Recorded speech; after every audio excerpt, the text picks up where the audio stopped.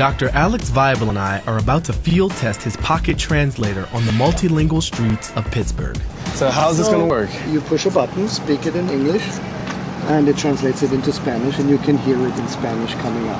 And this is Spanish, Japanese, what other languages are you working with? Yeah, we work on some more languages now, but they're not out yet, so okay. They'll be out soon. Hello, how are you? Hola, ¿cómo estás? Estoy bien. I am okay. All right. So what happens now? You're on your own. Just me and the device? Spanish environment.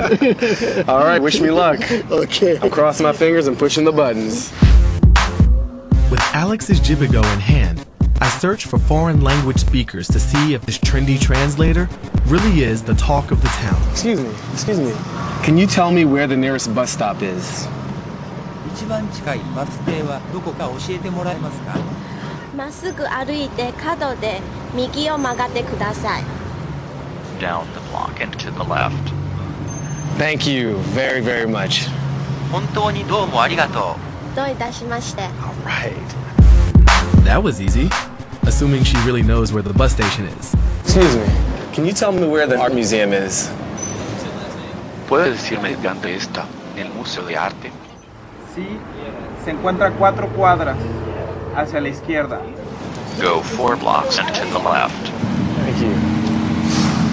I'm making new friends all over the place, or at least my phone is, and it doesn't just translate talk. Let's say, for example, you're going through the city and there's things, like road signs and signs in the environment. Yeah. If you've ever been in Japan or China and you can't read the I road have. signs, I mean, I've grown up with a certain set of letters that I'm used to seeing, and I was in Japan, and those letters didn't exist, so I had no context to even make an educated guess. Right. Are you guys working on signs? Yeah, Okay. It's one of those many things where we think we can make contribution to make that language barrier go away.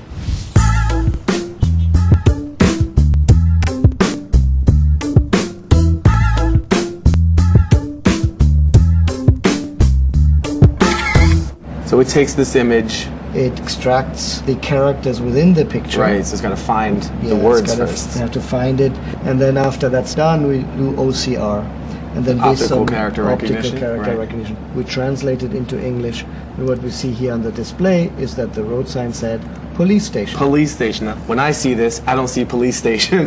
I don't see anything remotely familiar. How has your team encoded or built the engines and algorithms behind some of what we've seen? You've got a handful of languages, 20,000 word vocabulary.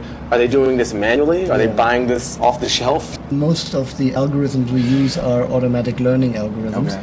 They really rely on training and learning directly from data. So machines that learn. That is right. Okay. So we are collecting a tremendous amount of data. The programs essentially learn from them and build up their internal representations to do the recognition and to do the translation. I remember reading Hitchhiker's Guide to the Galaxy, and there was a fish, the babble fish. You put it in your ear, and it would translate direct from sound waves into brain waves, any language in the universe. Are you guys working on that sort of form factor? Well, that's of course science fiction, but what we are concerned about is to make the interface appear so seamless that it becomes very natural. So we're working on heads-up display glasses where you see subtitles under someone else's face, or loudspeakers that whisper in your ear.